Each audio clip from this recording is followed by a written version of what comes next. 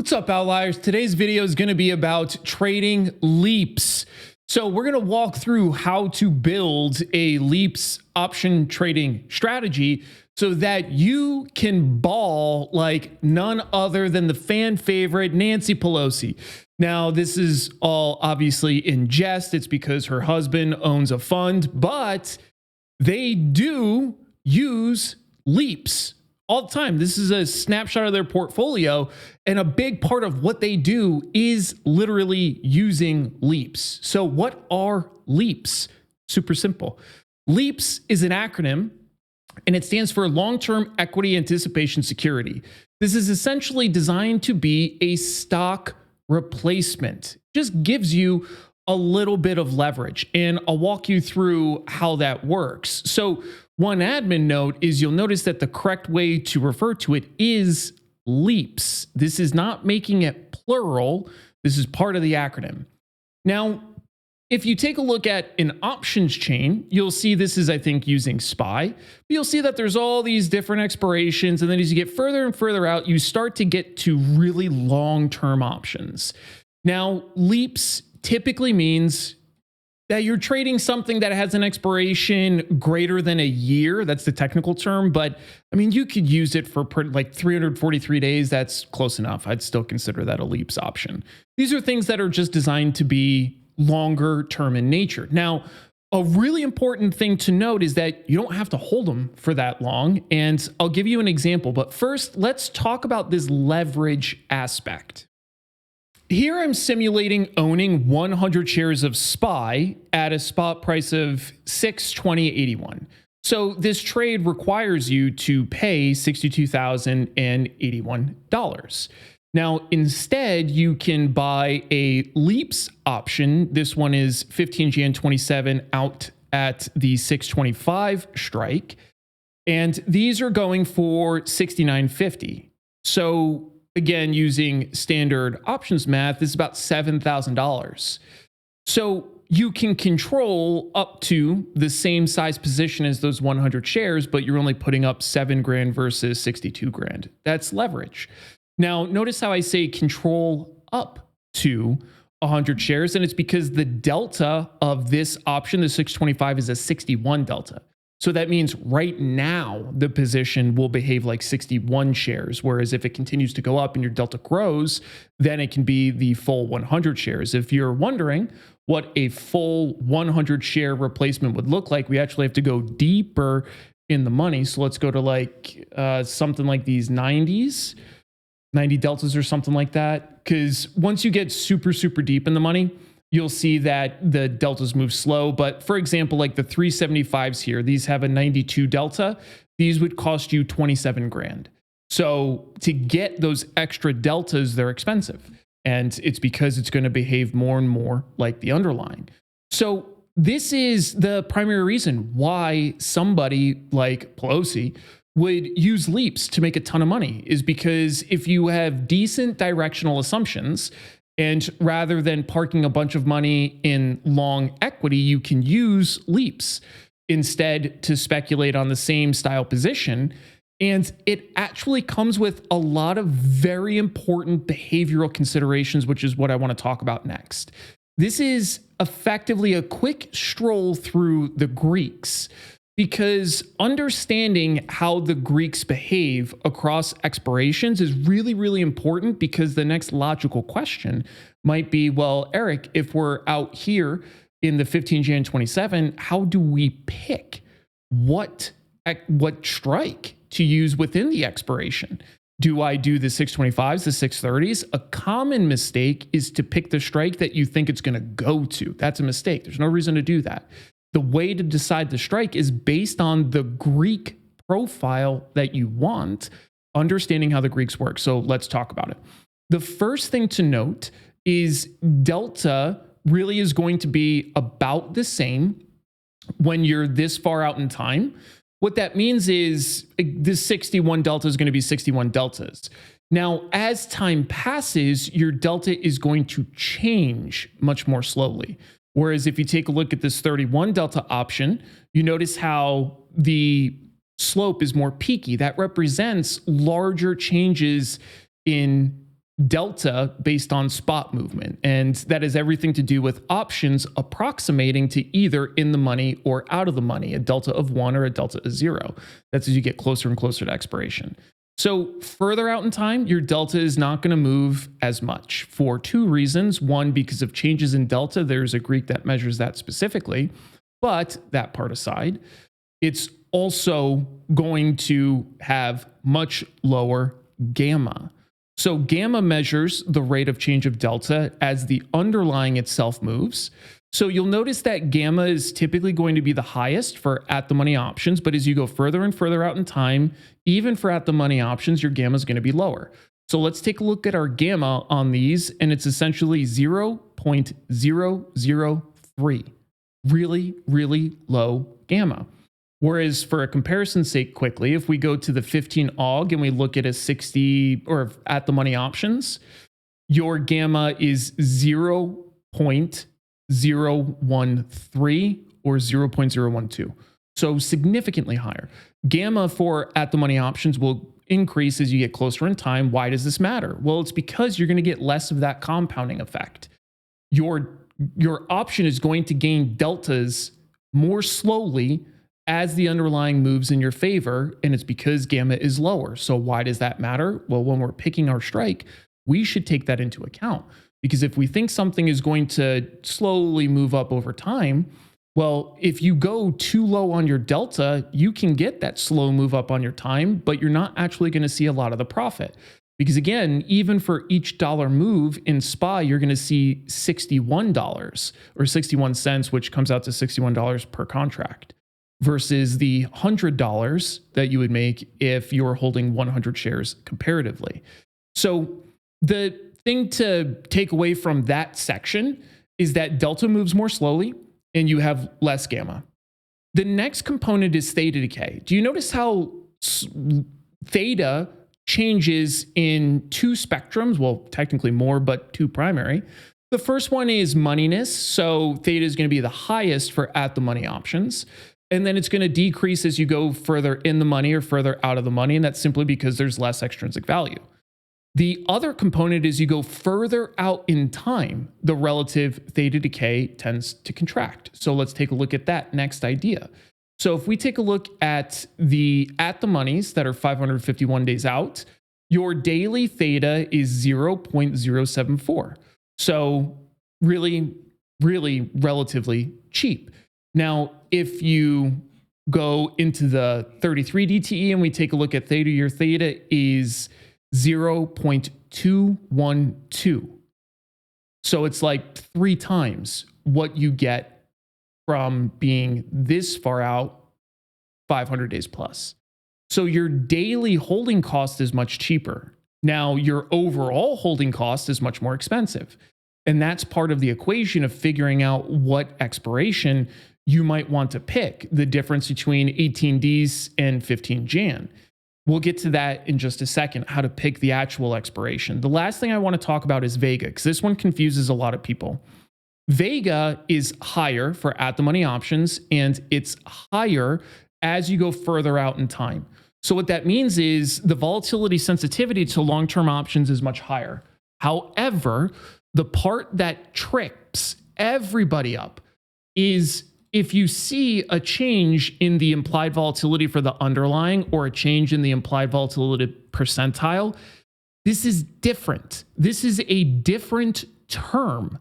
So this is looking at 30-day vol. So one of the biggest mistakes you can make is you could say, oh, implied volatility percentile is really, really cheap. Let me buy LEAPS because I think vol is going to go up. That's a mistake. And it's because implied volatility percentile, as reported by most platforms, is going to use 1 year. So you're trading a completely different term vol. And that's represented by this. I have AVGO up just because it's here. But I want you to pay attention to the difference between 30-day vol, 60-day vol, and 365-day vol. As you look through all of these, they're quite different. And then if we take a look at the implied volatility percentile for these different expirations, you notice how even more different they are. So for example, in AVGO, you might take a look at near-term implied volatility percentile 30-day and see that it's in like the teens. So you're like, let me buy LEAPS. Well, when you go buy the LEAPS, you're actually buying really expensive vol because it's almost 50 percentile comparatively. So don't let that confuse you. And if what I just said is a little confusing, you can either ask a question in the comments or just rewind what we just talked about, because it's really, really important and is a direct transfer into how do we pick the expiration cycle. It's actually really, really simple. The first thing that I focus on is liquidity, because liquidity is going to naturally decrease as you go further out in time. So if we take a look at the monies, let's take a look at the 18Ds 26 and we look at the bid-ask spread. These are bid 63.04, offered at 68.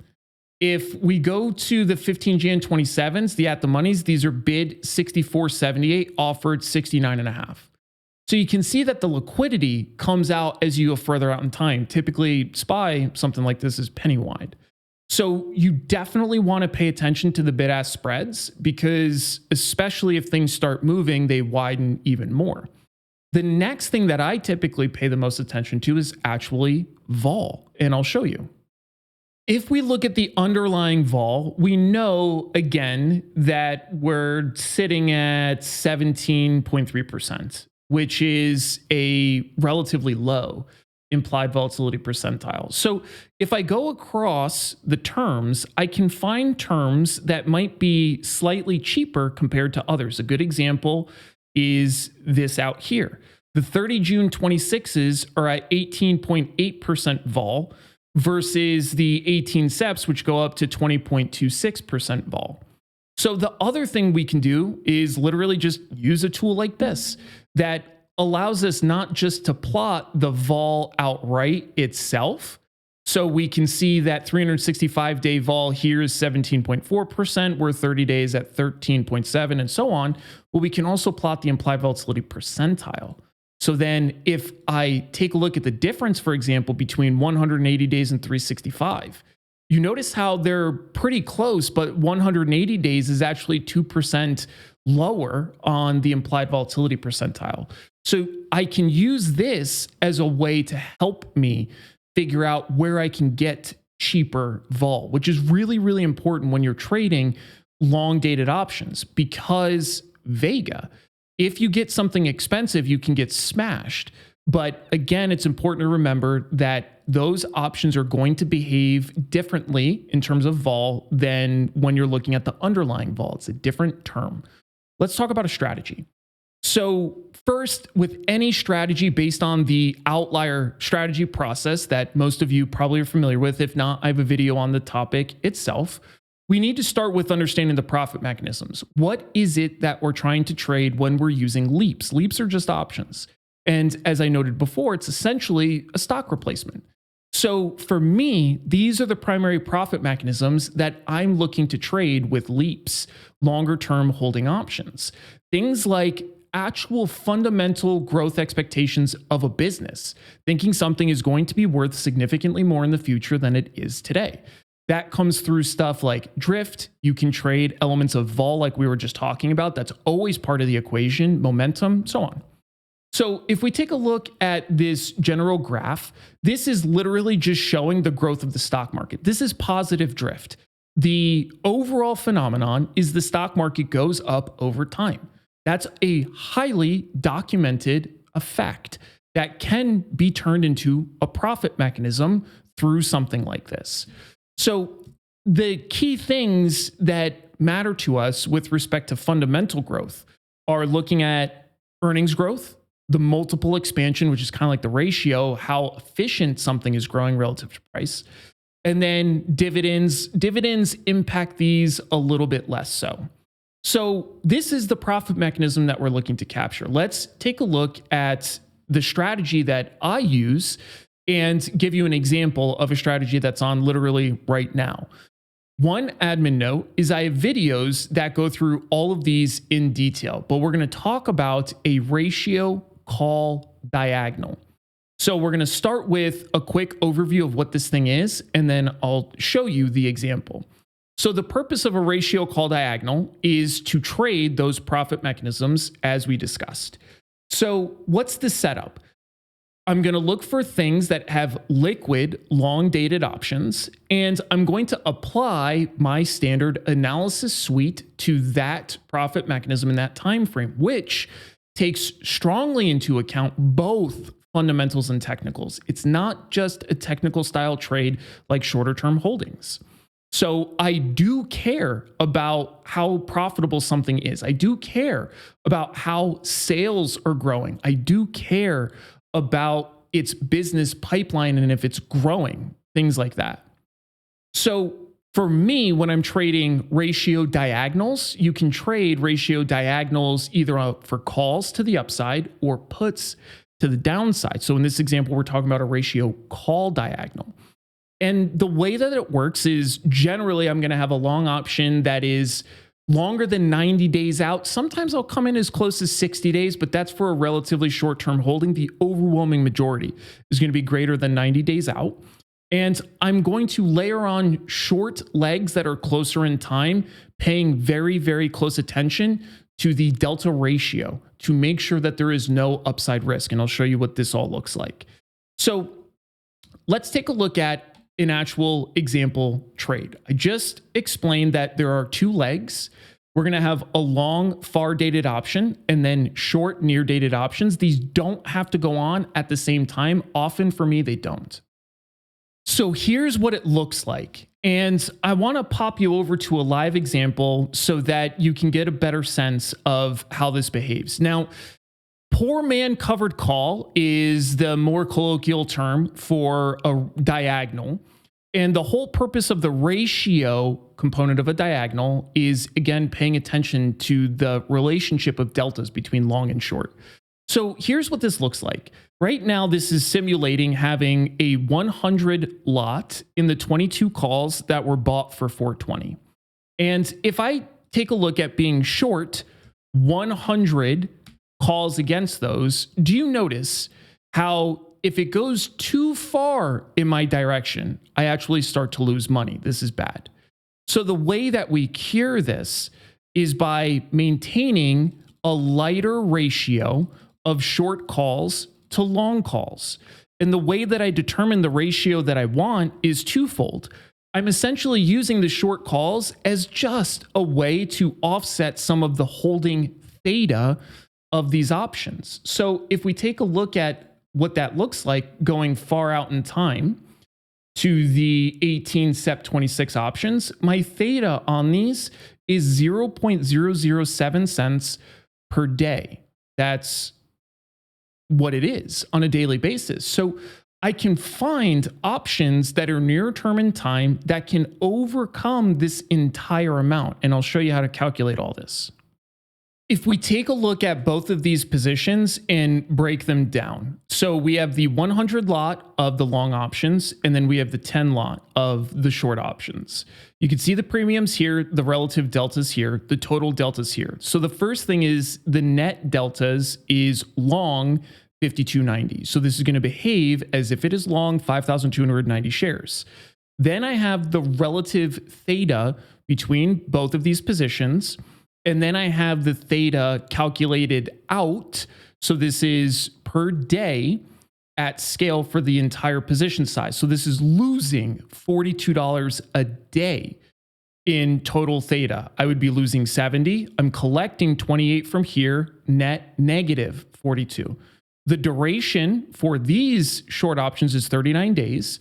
So the total theta that this can offset is $760 over this 39-day period because these are all extrinsic value. The total theta that's going to be paid in holding these options is $27.30. So I'm going to net negative $19.70. So how can I modify this? How can I fix this? Well, it's really simple. I can add more to the shorts because you notice how this is essentially a really light ratio, 1 to 10. Why is this so light? It's because in SoFi, I'm not putting the cart ahead of the horse. It's in the middle of this really aggressive up move. So I'm letting that play out before I worry about adding too many short options and slowing it down. Because if we take a look at what the position looks like today, this is the position that was built. And as of today, 13 July, those 22 calls that are in 18 SEP are at $5.60. So that's making $140 per contract, which is a 33% return on invested capital. The 22 calls in 15 AUG, the near-term short options, those are around $1.50. Those are losing $79 per contract because they're up. They're still all extrinsic value. So the net P&L on these is $201 per 2-to-1 lot. So this is at the lowest common size for the conversation. So what will end up happening is as SoFi slows down, then I can simply add more of these short options because the premium will also be higher so that I can offset more of the total holding duration theta. This is a balance of not getting too excited about offsetting the theta, accepting the holding cost, because right now it's making the directional move that I want it to make. So then what's the management? The management is using stops. As this thing moves over time, I will set stops in this circumstance to not exit the whole thing, but to scale out. I do not have an upside profit target beyond general concepts, and it's simply because this is a long-term holding. So the way I determine those general concepts is I'll take an example move, like it's made from this midpoint to where it is now, and this represents a 41% move. So what I can do is use this as a speculation. I can say, based on the next consolidation it makes, plot out another 40% move. That'll be to the high side. The reason is because as things grow in price, the percentage that they move typically is less. So that's one way. The other way is literally just to use a probability analysis. And I can plot what the probability of us being at different prices is over different timeframes. So if I want to say over the next 180 days, what does it look like we might hit within one standard deviation? Well, to the upside, it would be 33, to the downside, 1055. So the way that I size these trades is that the max risk is whatever the bought to open option is. And it's because with these really long-term ideas, I like to give them plenty of room to move. Now, if I was sizing this up so that it was a bigger trade, I would simply set a spot on the chart where my thesis is disproven. So this can be something like either a technical level that I care about, or this can be based on the underlying fundamentals of the company changing. Let's say EPS growth is slowing. Let's say sales are growing. Let's say it's losing business lines. All of those kinds of things impact the long-term expectation of the stock, which would lead me to thus change my position. So this is one example of a ratio called diagonal. I have an entire playlist on these. So I'll throw that in the notes below. A really important thing to pay attention to is the ratio. Because what you do not want is to sell too many options against your long options and then have directional risk in the direction you want it to go. And another common mistake is to way overemphasize how much credit you're collecting upfront, which again, if you're holding something with the expectation of it going up, I don't want to sell a lot of these. I want to allow it to go up. As always, if you have any questions, let me know, but this is a very basic and efficient LEAPS option trading strategy based on a defined profit mechanism. Be an outlier. See y'all later.